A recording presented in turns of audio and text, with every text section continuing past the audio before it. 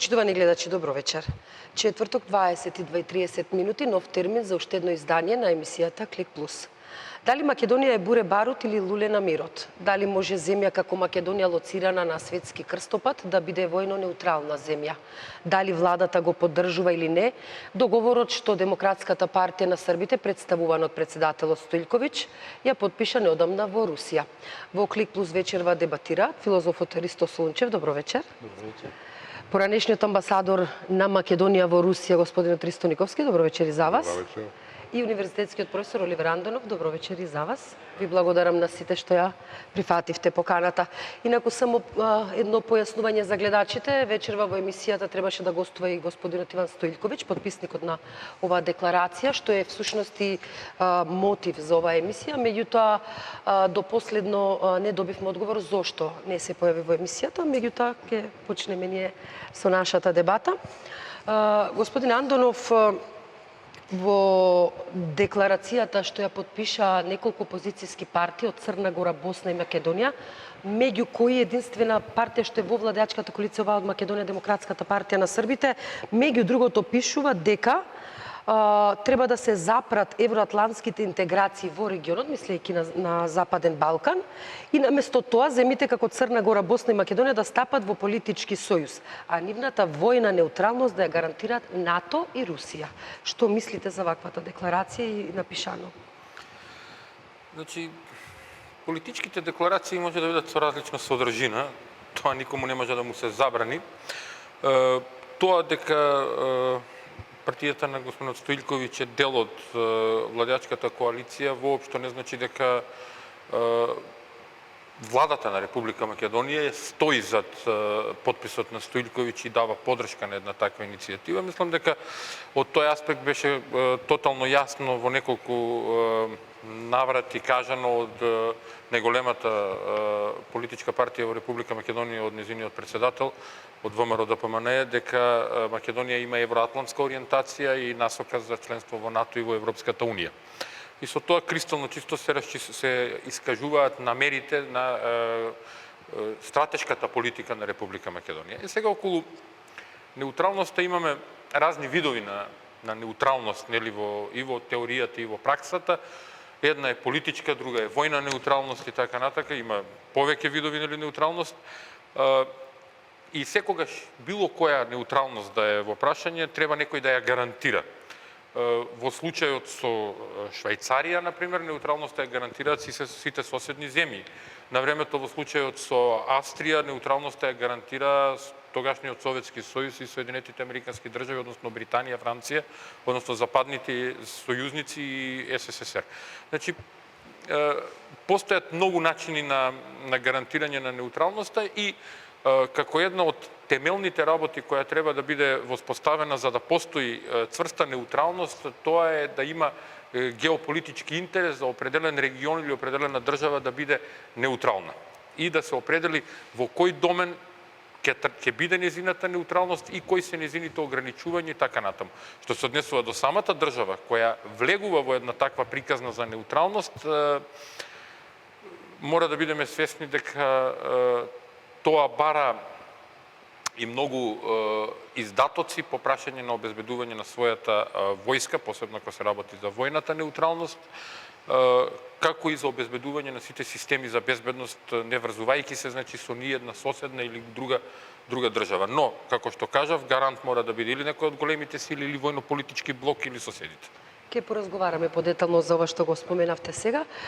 Господине Солунчев, како гледате вие на запирањето на евроатлантските интеграции во регионот, мислејќи на Западен Балкан, и да се гарантира воената неутралност на Западен Балкан од Русија и НАТО?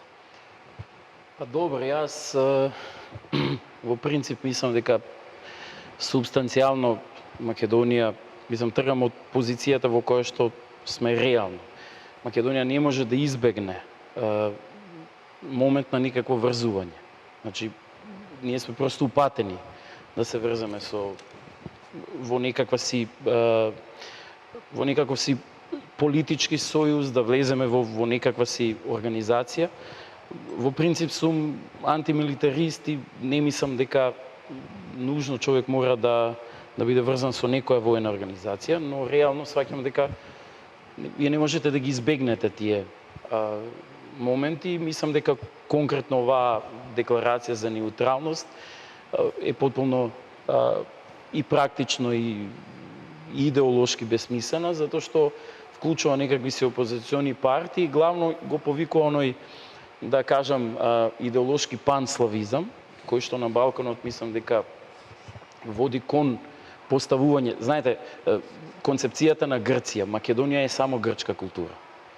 Значи како територија. Балканот е главно словенски по култура, е во принцип една погрешна теза и по моје мислење Балканот има можности да ги избегне и да речеме и западниот блок и источниот блок Русија со тоа што би се вратил на некои идеи, например од нашите револуционери од 1925 година, како еден Владислав Ковачев и оние така наречени федералисти. По мој мислење, една балканска федерација која што би се базирала на некакво си балкански субстанцијалитет во домен на култура, би можела да направи рамнотежа помеѓу сите тие историски навеви на некакви си култури и овде и да го врзе тој менталитет во една балканска приказна која што би можела политички, војно да ги штити сопствените интереси, а при тоа да има апсолутно релаксирани односи со едниот и со другиот.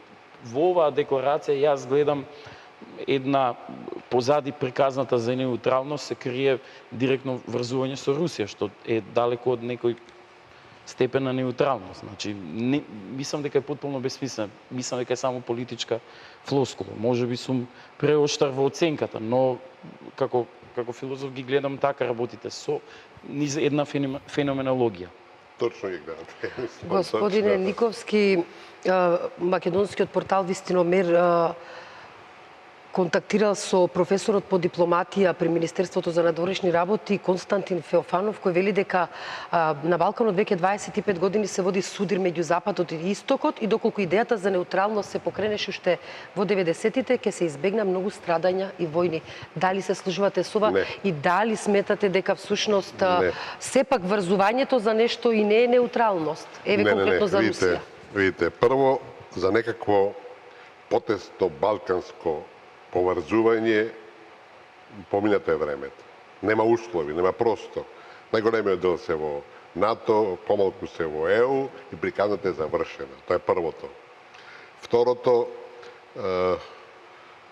која е позицијата на Русија? Устари, второ, да бидеме сосема јасни, дилеми во Македонија, НАТО или Русија нема. И тоа нема не затоа што ние не сакаме да се фаќаме за такви дилеми или опции, такво нешто нема како понуда. Русија е отсутна. Еве декларацијата. Чекајте, ќе сватиме Русија е отсутна од Балканот. По распадот на Југославија, на Советскиот сојуз, кога за прв пат во историјата американците стапнаа нашиот регион, русите целосно се повлекоа. Тие беа последен напор или ако сакате излив на некој интерес беше аеродромот во Приштина, но тога се повлекоа и никаде ги нема. Значи, тие идеи за некаква неутралност, така натака се нови. Зашто се тие идеи надвор од НАТО? Се до Украина, дека не почна отворена војна меѓу Вашингтон и Москва, де факто студената војна е на врата, зародише тука, сите избегаваат да ја крстат така, тоа се почетоците на студената војна. Русија немаше ништо против на влегување на балканските земји во НАТО, ништо против. Тој нас тоа не го кажува. Да, дури ги потикнува. Дури и делумно потикнува. Не им беше седно, им беше за Црна Гора. Околу Унијата може би и беа позаинтересирани да одиме во натака за НАТО, никогаш не беа среќни, меѓутоа нема аргументи да го оспорат тоа. Легитимно право на секоја држава е. По Украина се промени ситуацијата, сега го споруваат не само НАТО, туку и Унијата. Тие се сега конфронтирани со нив, под санкции се и тоа е нормално реагирање. Тука е уште важно да се нагласи еден факт кој малку се познава кај нас. Во чекалната за НАТО во Европа, под Црна Гора, која е утре заутре ќе биде формално примена, само Македонија остана. Србија има решение став на парламентот нема НАТО, забрането. Република Српска тоа го следи, а како Федерацијата не може друг став да се изгледа кој едниот дел против. Значи Босна и Србија за сега се надвор интересот, Црна Гора негова, Албанија и други се, останавме само ние. Значи, и тоа е еден важен факт во целата консидерација. Значи, доаѓаме сега на декларацијата. Видите, прво тамо се поканети, да така речем, проруски партии. 30 од Србија ми се чини, има Босанска, од Република Српска, веројатно, Нашава на Стоилковиќ. Тоа се де факто на србите. Повеќе по српска линија, веројатно, поканета, не проруска. Тоа се србите од Македонија. И видите, се работи чрез една чиста руска иницијатива. Нашава партија тамо го подпишува тоа, не обврзува никако, дури ни партијата, декларацијата е близ хартија. Необврзувачки документ. Необврзувачки документ. Тамо тие се чувствувале и почестени со Медведев, со Путин и така натаму, подпишене се. Мислам, видите, тоа ни партијата не обврзува, камо и државата. Тоа што се они дел на нашата коалиција, никакво значење нема, значи тоа е чист партиски документ. Кога велите нашата, мислите на владачката ВМРО ДПМН? На нашата влада, мислам. Значи, тоа е чист партиски документ кој апсолутно нема пошироко значење. Така да сите тие валоризации кај нас и разни еуфории кои се кренаа едно друго, тоа се апсолутно врева за ништо. Така, значењето на тој документ е никаков, али само ја реафирмира новата советска, новиот приод на Русија кон регионот, кој е против НАТО, против ЕУ, бидејќи тие се вршат санкции на Русија, што е апсолутно нормално и зачекување. Господин Андоров, со оглед на географската, геополитичката и геостратешката положба на Македонија во крајна линија, она што го рече господин Солунчев, дури и ваква декларација за неутралност, доколку најде на поголема поддршка, можеби Русија не туку џабе викнала некој од партија од Македонија да подпише ваква декларација. Дали ова што го рече господин Солунчев ќе значи сепак некакво врзување?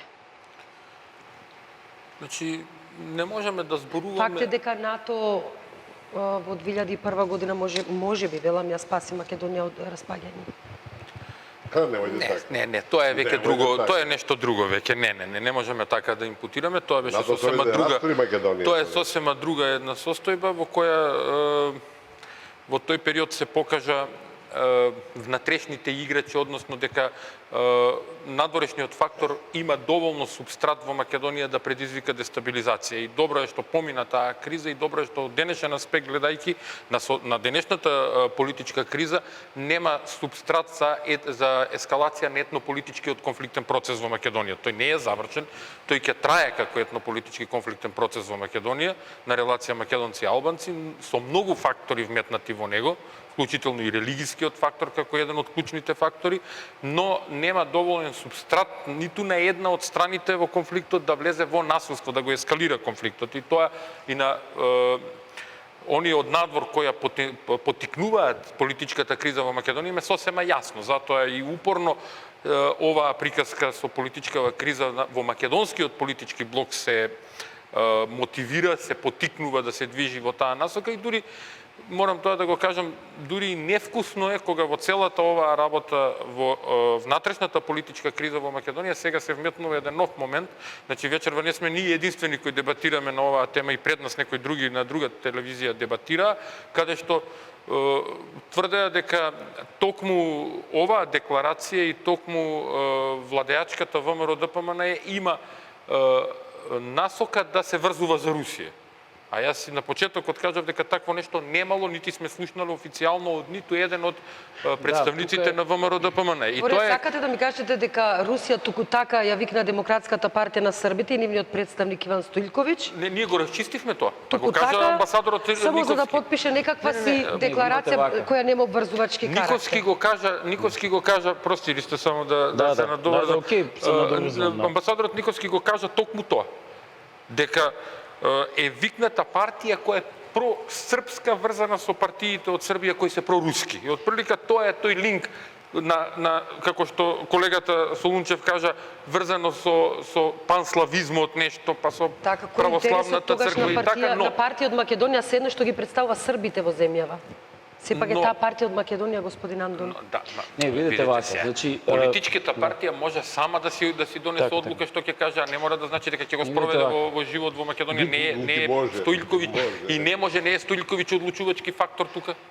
Во Македонија сега со должна почит ко сите Она што што не може гласаат да го за него. направи ВМРО, го прават другите за Не, неа. видите Вака, Сега значи, не значи, може да Нема така. таква основа. Да. Две работи околу, Повелете. значи во однос на ова, значи ние можеме да констатираме фактичка состојба дека Стоилковиќ е во влада, дека има врски на ниво на коалициона влада.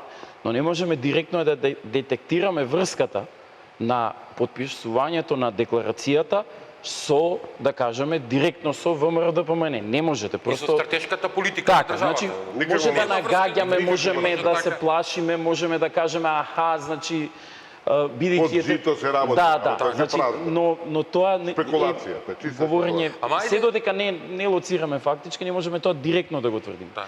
А во однос на ова за политичката криза, ја не мислам дека постоење на политичка криза е нешто само по себе негативно. Затоа што видите, криза е, Кierkegaard знае да каже дека секое човечко суштество е постојано во криза. Веројатно и општествата се постојано во некаква си криза. И кризата е како некаков си земјотрес. Се тресе земјотресот, паѓаат оние делови што не се добро прикрепени, останува оно што е здраво. И повторно на тоа здраво може да се гради нешто друго. Значи, во тој сегмент не мислам дека политичката криза, дека нужно ако нема никаква криза ние сме окей и дека ако нужно има криза тоа е секогаш нешто од надвор. Го иницира тоа во таа Не смисла. беше поентава на Така. моето кажување тоа, беше поентава дека дури и оваа декларација се злоупотребува во насока на политичката криза, тоа сакав да кажам. Вие нешто друго спомнавте на почетокот зошто Русија така ова го прави. Па Русија има стратегија која јавно ја декларираше уште 2008 година. Знаете каде прв пат ја изврши промоцијата на својата стратегија? На Балканот, Мислите? во Бања Лука. 2008 година рускиот амбасадор од Босна во Бања Лука на факултетот за политички науки изврши промоција на стратегијата руска во новата руска стратегија до 2020 година. Во таа стратегија стриктно е кажано дека Русија има за цел да го оспори влегувањето и одржувањето на Соединетите Американски држави и НАТО. И сега гледате која е паралелата. Значи, на прво место Соединетите Американски држави, на второ место НАТО како инструмент на Соединетите Американски држави, на Балканот и неговото проширување. И тоа отприлика оној период се совпаѓа со војната со Грузија која почна, а потоа се надоврза и Украина. И значи се она што Русија сака како стратешка политика да го прави, таа и ќе продолжи да го прави. И ние тука не можеме ништо да направиме. Ние можеме само да се заштитиме себе си и јавно да кажеме дека Македонија е евроатлантска земја, про-НАТО ориентирана. Ние 17 мапа спроведовме, имаме војска наша во партнерството за мир, спроведуваме активности на сите полиња заедно со НАТО и земјите членки на Европската унија. Значи со ништо ние не ја оспоривме нашата евроатлантска приказна. Се останато се политички игри и како што рекоа колегиве, нешто тајно или испод жито можеме да претпоставиме дека некој нешто сакал да прави. Иако, Господине дозволите, Никовски, видите, повелете па. Меѓу другото се спомнува тој панславизам. Тоа е чиста теорија и утопија. Словените се отприлike 300 милиони. Русите се главни со 140, втора е Украина со 44, трета е Полска со 38 отприлike. А меѓу Украина и Русија е војна. Меѓу Полска и Русија е скоро војна. Затегната. Скоро војна, разбирате? Значи, ако тие три се скарани, кој е тој панславизм? Значи, тоа Чесите словаците се во да не НАТО и во Европската да унија. не одиме подалеку, разбирате. Тоа веќе покажува тој панславизам веќе не постои, не може да биде никаква ни теоретска основа, камо некоја практична основа за некој обединување, некоја нова политика или слично. Господин Никовски, слушајќи ве, добивам впечаток дека оваа декларација и оваа постапка на Русија ја доживувате како нешто наивно или еве нека биде како популизам можеби за некои внатре државни односи во Русија или берење едноставно политички поени. Меѓутоа, ако е така, од каде Русија сега? Зошто овде? Зошто представници токму од овие три земји? Зошто сега? Знаете зашто? Затоа што Русија доцни по Украина, која веќе преку 2 години помина, отприлike 2,5 години, Русија ништо не превзема, а едини регион во светот, оставете Сирија, тоа е друг случај, кај што има некое тло историско, традиционално, кај што има симпатии, кај што биле присутни. И религиска поврзаност некоја. Русите биле фактор на Балканот последните колку години, колку векови. Биле фактор тука, разбирате, сега ги нема, разбирате. Така да тоа веќе некако враќање на историјата на оние фундаменти кои може да се користат. Велам, доцнат, немаат конкретен став и ова све се случува после Украина, велам, Русија се стави во една сосема нова ситуација и во тој контекст ние како држава треба да го преиспитаме нашиот однос кон НАТО. Се до Украина, доека НАТО беше како некој поширок гарантор на мирот и безбедноста во Европа и е и сега за онај западниот дел, не така, за НАТО членките, немаше некоја причина да се колебаме и да размислуваме. Тоа е реално светска, Русија е нема никаде, разбирате, одиме во тој правец. Меѓутоа по Украина, кога НАТО игра директна агресорска узлога тамо, во Киев беше извршен класичен државен удар со промена на Јануковиќ само за да земјата од проруски настроена и поделена како што исток и запад се сврти кон запад. Многу западни мислители, аналитичари, политичари рекле зашто Брисел стави ултиматум на Киев или со нас или со нив, зашто не со двете? Тоа би било демократски, тоа би било, ако сакате, честно, тоа би било политички оправдано и долгорочно.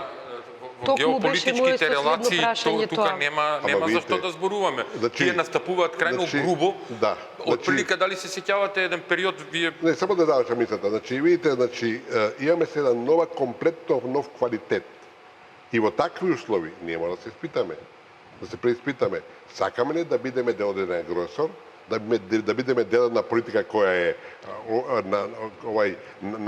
нападно, односно агресивно, разбирате, ориентирана, или сакаме да мислите на НАТО, ако добро разбрав, како агресор? НАТО е агресор. НАТО е агресор во Украина, НАТО е чист агресор, разбирате, да зборуваме се друг. НАТО беше директен учесник во војната од 2001 година на страната од другата страна. Значи, имаме ние ситуации кои се реални. Ние тогаш ќе размислуваме. Меѓутоа, сега во дадената ситуација мора да се стави тоа на маса, кај нас нема да биде лесно од разни интереси внатре во државата, од некои преземени чекори, од некои да речам обврски кои не ставаат на некој друг колосек, сваѓате. И не заборавајте дека НАТО од 2008 година не блокира, уценува и не става под ултиматум, прво не тоа потоа членство. Значи ќе приеме ако се прекрстите, па фала ви за таков прием. Повелите, па ќе одиме на реклами, повелите. Значи, во еден контекст на тоа дека сакам поради јавност, поради гледачите да го кажам тоа, да не постојат после манипулации за ова што го дискутираме, дека политиката на НАТО често пати знае да биде многу погрешна и многу насилна. Впрочем, има такво искуство и од обратната страна во времето на СССР. Веројатно повеќе се сеќава амбасадорот колку пати Русија беше негативна, односно СССР беше негативен и агресивен, дури и кон своите сојузници, ете Чешка, Унгарија и така натаму. Имаме илјадници примери, но сакам да кажам дека оспорувањето на улогата на НАТО, оспорувањето на тоа како Америка, Соединените американски држави, како лидер на НАТО, на таа Sea Power, така наречена Атлантска асоциација, значи која се подлабоко навлегува во евроазиското копно и тоа е геостратешкиот судир кој се поттикнува.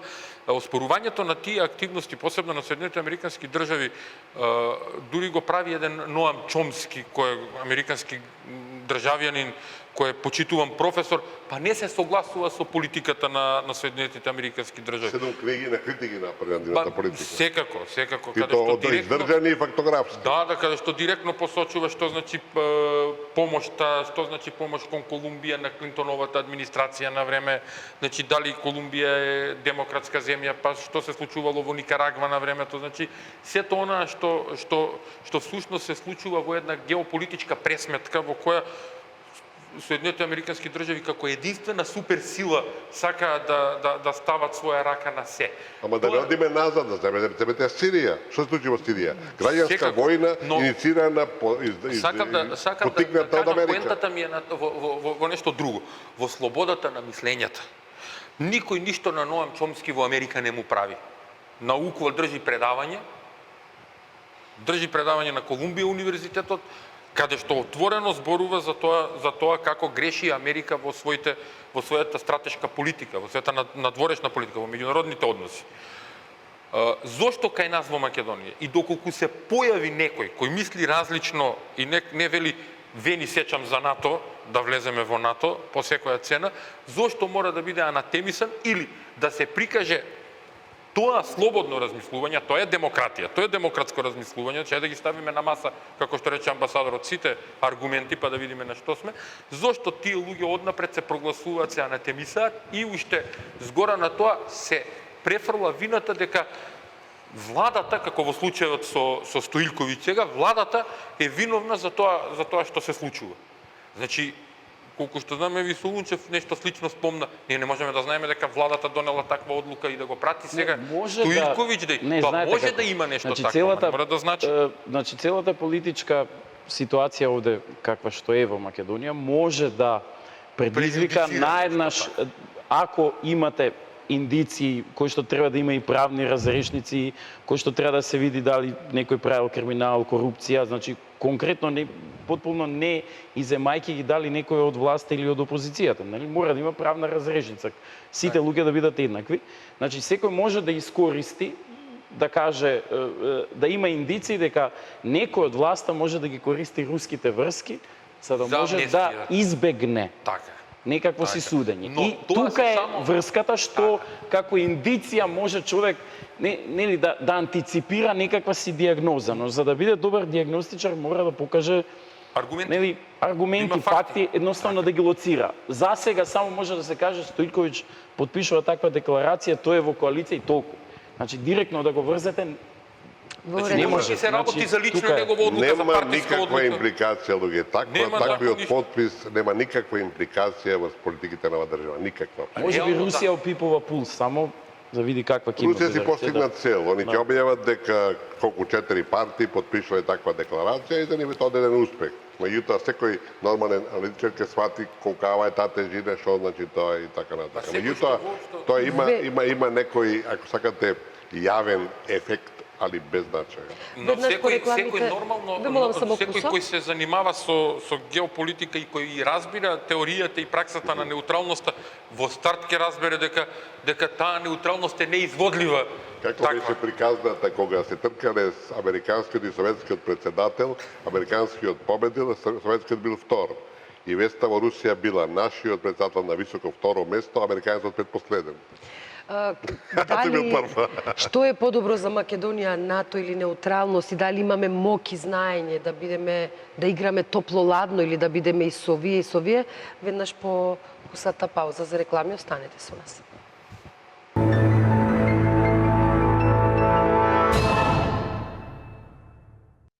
Се враќаме назад во студиото, почитувани гледачи, продолжуваме дебатата на тема Македонија меѓу НАТО и Русија. Почитувани соговорници, сите овие прашања или еве можеби мали провокации, ако ги сваќате така, не попусто ги наметнав, бидејќи сакам да искоментираме, односно да го чуеме вашето мислење околу денешната изјава на портпаролот на Министерството за надворешни работи на Русија Марија Захарова. Имено таа денеска изјави дека едно агресивно малцинство платено од надвор по добро разработена шема подготвува нова обојна револуција, овој пат во Македонија. Изјавата е дадена во контекст на прашањето за неодамнешните протести во главниот град на Србија, Белград. Меѓу другото, таа вели: можам да тврдам дека на Балкан одлабоко е вкорената практиката на мешање во внатрешните работи на земјите од овој регион. Дали можеби и ова влијание за кој што вие зборувате или одбрана на своите интереси, руски интереси, не е мешање на внатрешните работи во една земја или овој пат во Македонија? Наметнување на став, наметнување на менување на страна. Господин Андонов. Не гледам нешто ново дека кажала портпаролката на Министерството за надворешни работи на Русија.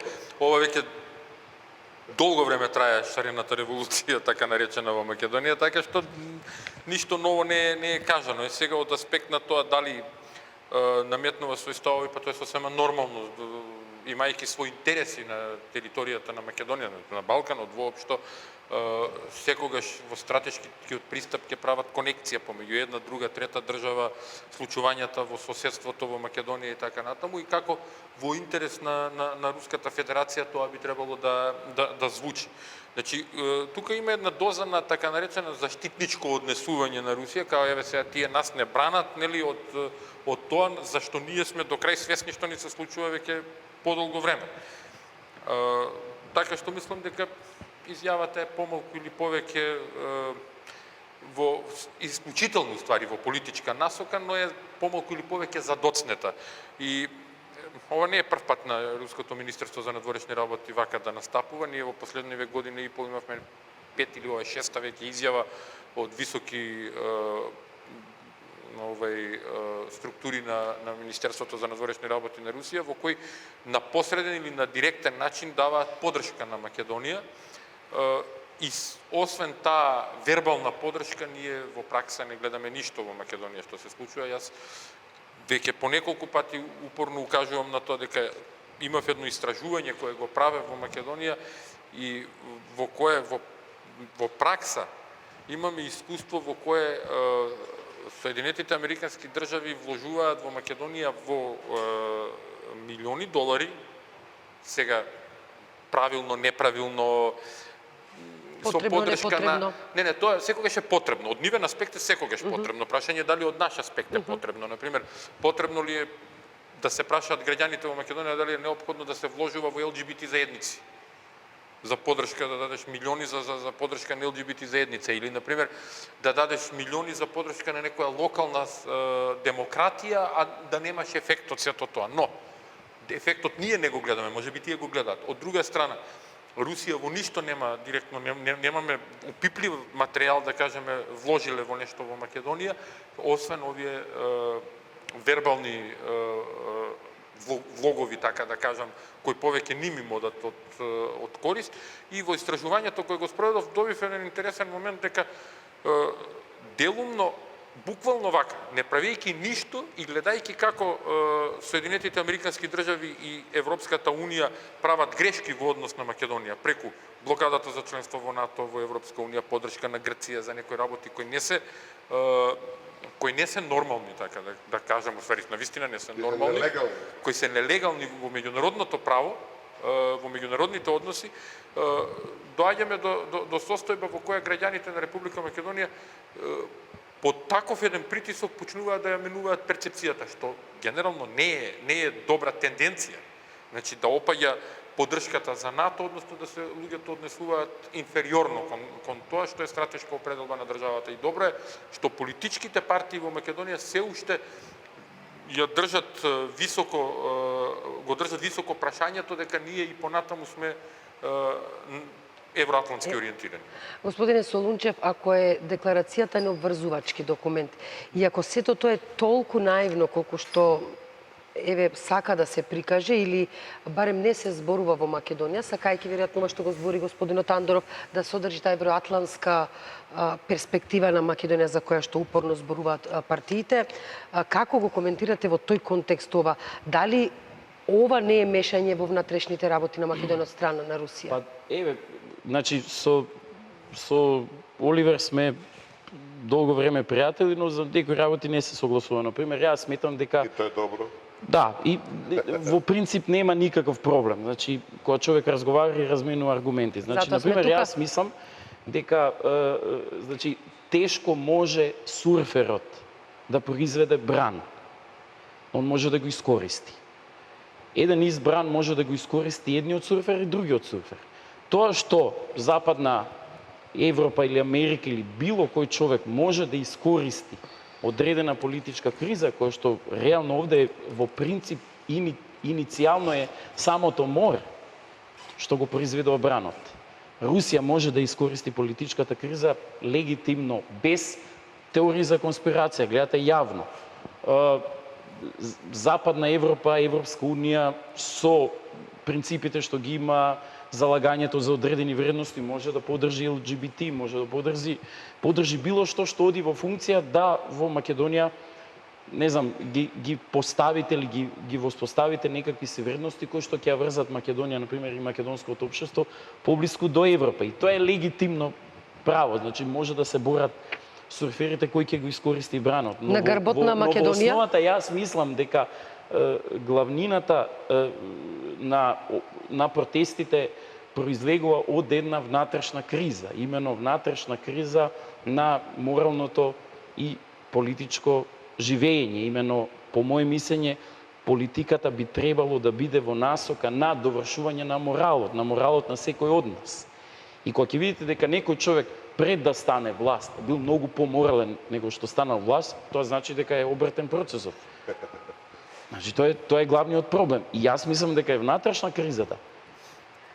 Морето, самата констелација на моќ, односот на власт, репресивноста, можноста да користите некакви си апарати во кои што можете да наметнете мод, било кој да дојде на власт може да наметне мод, а при тоа да се иземе од правдата може да генерира некакви си протести. И тие се здрави, затоа што по моје мислење политичка криза е како земјотрес.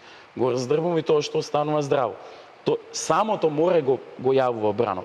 Тоа дека ќе се мешаат во внатрешните работи, ќе се меша и Русија, ќе се меша и да кажам и Соединетите американски држави и Европска унија, бидејќи има овде интереси, и тоа затоа нема потреба од параноја и од теории на конспирација, тоа е очигледно и јасно е. Значи, секој си ги брани своите интереси, великите сили ги бранат своите интереси, Балканот е нешто што е помеѓу едното и помеѓу другото, може многу лесно да биде над истокот и над западот, но на ниво на оваа самосвест тоа е под истокот и под западот, и затоа се случува да има такви интервенции и мешања. Мојот став е дека Балканот би требало да биде над истокот и над западот, со тоа што конечно ќе се вратиме на тие идеи за кои што јас се залагам, именно за една Балканска унија, затоа што мислам дека овде со господин Никовски сметаме можеби дека е тоа утопија, но гледајќи ја како се развива Европска унија, ние мораме да сватиме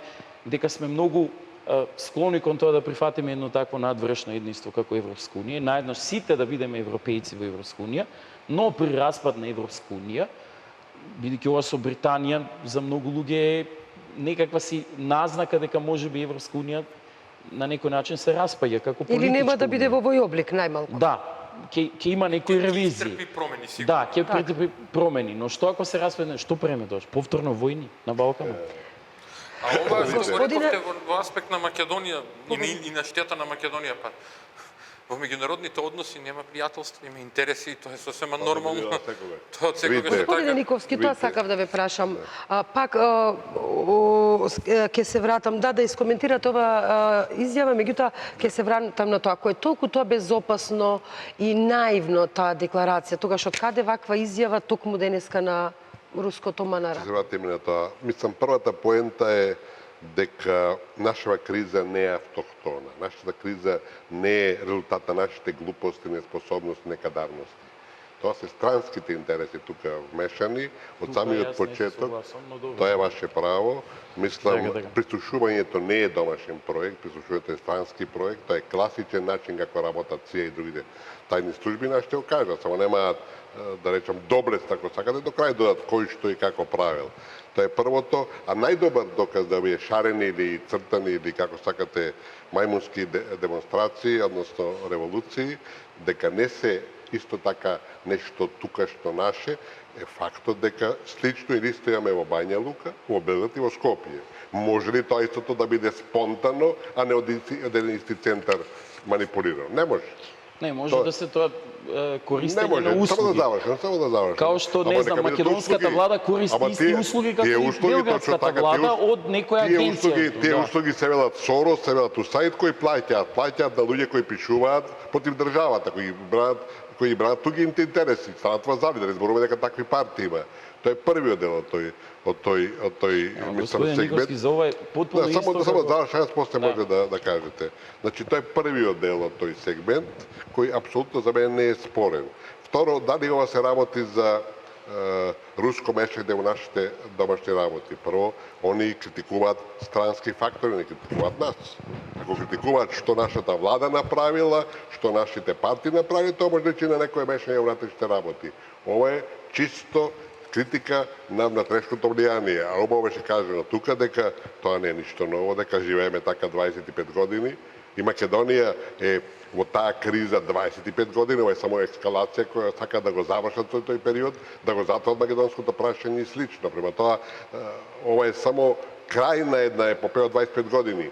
Ова што се јавува Русија околу тие прашања сврзани со Македонија е добро, макар на еден ваков чисто декларативен начин. Да не забораваме дека до Украина Русија никој не се јави околу тоа. Сега првпат е загрижена и за нас, и за ова што ни го прават западњаците. Токму затоа ве прашувам, господине Николски. Интереси на Балканот, воглавно. Токму затоа ве прашувам. И затоа и го кажувам јас тоа, затоа што зашто Русија ниеднаш не зазема став дека прво третманот на Македонија во Советот за безбедност, кога на еден нелегален начин ни го спорија името, ни го ставија под суспензија името, разбирате, за меѓународна употреба, Русија не реагираше. И да се разбереме, кога ќе го анализираме тој период, факт е дека во 90-тите години, кога се структурираше постјугословенскиот период, Русија беше во хаос, банкротирана, со Елцин, како што беше, и Русија не одигра никаква улога на Балкан. Да Русија беше како денеска со Путин, немаше да се случат нити Босна и Герцеговина, нити Хрватска војната во таков начин, па нити 2001-та кај нас, разбирате, нити 99-та година на Косово. Се тоа резултат на еден тотален хегемонизам кој правеше на Балканот ршум, што сваки денеска тој исто го прави. Овие појави на Русија се навистина позитивни, да покажат загриженост, меѓутоа тоа е само декларативно, ништо за тоа не се крие, нема ни стратегија, ни политика и ова на што го почнахме разговорот, 4-5 партии од регионот кои се апсолутно маргинални, да ги земеш да подпишат на декларација, тоа е помалце и тажно, ако сака. А може би злоупотреба политичка. Може би политичка злоупотреба. Вие имавте реплика, чинам, господине Солунчев.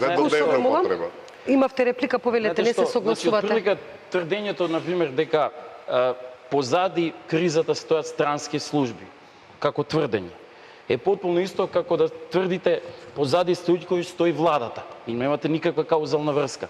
Треба да покажете. Значи, во таа смисла, ако тврдите дека постојат странски служби, вие тоа треба да го докажете. Се додека тоа не се докажува, постојат индици дека прислушкувале во МВР, дали некој ги платил, не ги платил, значи тоа мора да се расчисти. Гледате се одолговлечува расчистувањето со тоа. Значи јас би сакал 2 години тоа да се расчисти, па после нека победи кој ќе победи. На избори. Колку загина во Куманово? 14 или 10 души? Мислите од овие другите што не беа од полицијата? Да. Него не странците. Колку души имаше во Рачиново кога се повлекуваше НАТО? Мислите 2001 година. Не зборам ја за 2001, зборам за оваа криза. Во Куманово кога имаше 14 јавено мртви и утајните испадна 10. Знаете зашто? Зашто тоа беа странци. И затоа се прикри. И затоа нашите јавија веднаш дека има тука, рекоа британската служба јави. Се повлекува. Да се задржиме на темата, ве молам. Се повлекува, разбирате. Треба да тоа на некои спекулации. Тоа е виша политика, разбирате, кои ќе ви кажат зашто ние да збереме, ние се држат и за лево и за десно умо. И тука ти кажуваат што ќе кажеш, што не ќе кажеш, што иначе си готов, разбирате. И не само ние. Светската политика така функционира. Зашто мислите дека Меркел без некритичка прифаќа санкции во Русија и не ја притушува? Кој нешто знае? Не, знаете како, морам да коментирам кратко. Значи, каже Никовски, немаше доблес до крај, а може би и услови да се каже кој стоеше позади прислушувањето, иако многу елементи излегува на површина. Доволно. Многу елементи излегува за да може да се види позадината од чадорот, Мислам, јас не ги гледам тие елементи. од осудениот. Јас гледам разговори снимени, фантастична снимка, значи може да е правено во МВР, може да е правено. Човекот кој сам си призна дека одработел, кажа и за кого одработел. Значи сега да не навлегуваме, што рече Искра, да не одиме во друга тема. Какви луѓе признаваат се и се што кога ќе бидат подложени на тортура или на уцени. Знаете што? Значи луѓе се откажуваат од идеологии. Значи ништо нема се верува, така? Не, затоа јас Зашто верувате во другото? не верувам јас во другото. Јас само од дистанца ги посматрам работите. Или што мислите дека власта сама себе се прислушувала и рекла 4 години прислушувала најмалку? Ве молам да не се оддалечуваме од темата. Да, Да не се кризата е оддалечуваме морална, од значи темата. во тие разговори, знаете што е? Значи, во овој случај проблемот е што може да вака, многу е проста работата. Значи, што знам, постои снимка на универзитетски професор Дукин, бидејќи нели сме ние најсимпатични за Латас, например, снимка на која што некаков студент го снима професор како принудува студентка на ја злоупотреба сексуално. Борет, што сакате со тоа да кажете во контекст на темата, ве молам. Поентата. Сега, значи, што се случува? Ние збориме дека не е битно што е на снимката и не е битно што ја злоупотреба студентката, туку е единствен криминал прави студентот што ја снима. Борет. Разбирате? Значи, во секоја нормална земја, тоа што е на снимките се зима како доказ, но овие потрчаа за тоа да кажат дека тоа не е доволен доказ за да може да се одолговлечува. Тоа е за некоја друга тема, ве молам. Мора да одиме при крај сме. Ако Господине Солунчев, при крај сме. Ако јас крадам, јас завршувам во затвор. Зошто би требало ако краде некој министар да не заврши во затвор? Треба. Зошто? Во следна прилика ќе разговараме на оваа тема, ве молам. Зошто тоа Не е тема, ве молам. Замолиме Искра да тука не организира застануваме. една емисија во врска со Така, тоа, ќе имаме во за што следна да прилика би ве молам господине Солунчев. Дали некој го користи тоа? При крај сме, треба да изгледаме едно видео, ве молам. Доколку е во контекст на темата, меѓутоа, ве молам кратко. Ништо не е несуштински, посебно во меѓународните односи. Секогаш има длабока позадина на тоа што е и контекстот на изјавата која Искра ја прочита, како и претходните 5 изјави, точно беа наместени во определени моменти кога во Македонија постоеше обид за ескалација.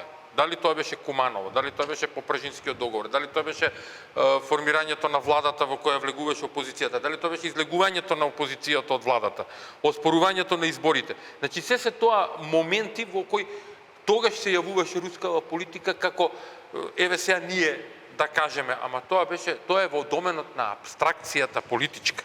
Борет, ве молам, господине Солунчев.